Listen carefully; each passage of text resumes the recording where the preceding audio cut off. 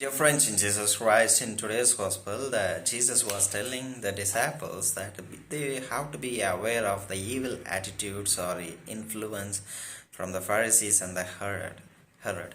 Because the Pharisees were rejecting Jesus and they wanted to kill Jesus. And at the same time, Herod, he was also a king. If Jesus comes with popularity and uniting the people, gathering them, so his kingdom or his rule also will be in dilemma, will be in trouble. So therefore, Jesus was telling them, be aware of those people. But the disciples did not understand. Why they didn't understand? Because he was telling about bread, they thought. They didn't bring the bread. The bread, suppose for a breakfast or for lunch, for a supper, they had to bring or carry the bread wherever they were going. But these people have forgotten. Since Jesus was telling about the yeast of the Pharisees, so they thought, okay, yeast means it is connected with the bread, the baking of the bread and the leavening the bread. So therefore, Jesus was telling that we have to bring the regarding the bread, and they were talking among themselves, and then Jesus was telling them, don't you know that I had fed the 5,000 people? Don't you know that I had fed 4,000 people? How many baskets did you collect? When I was feeding the 5,000 people, they were telling 12 baskets and then 7 baskets and so on.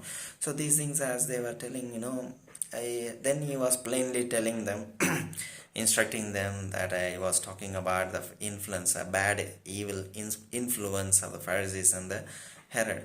So, as you look into today's gospel, dear friends, what we can learn from it is that, in today's day-to-day world, we come across people, many people, and then there is suppression, oppression by the upper caste people and then dominating people. So women also are fighting for their freedom, equal right, dignity. Everything is going on in present world, and the women also became aware that they also want to gain their authority, gain their power, gain their rights. They want to gain their rights.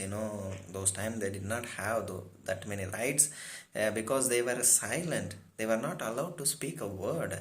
And so whenever they go for a marriage, so a bride, from the part of bridegroom, they will be demanding lot of money from the bride family, and this was also a difficult thing for women. Now there is also a law. If a person is demanding too much of dowry, then they can file a case. It is a problem now. And also you see that in those times they also followed a sati system, which means once husband dies, the woman also go and have to burn herself. She also had to commit suicide. They call it as martyrdom, spiritual martyrdom, whatever the martyrdom they call it as. So in these many ways, women were suppressed, and now also many abuses and harassment in the job, in different places, and they are only delegated for cooking work. So these things are happening in today's world. But even then, some women who take effort to fight for their own rights and equal rights, dignity, and so on.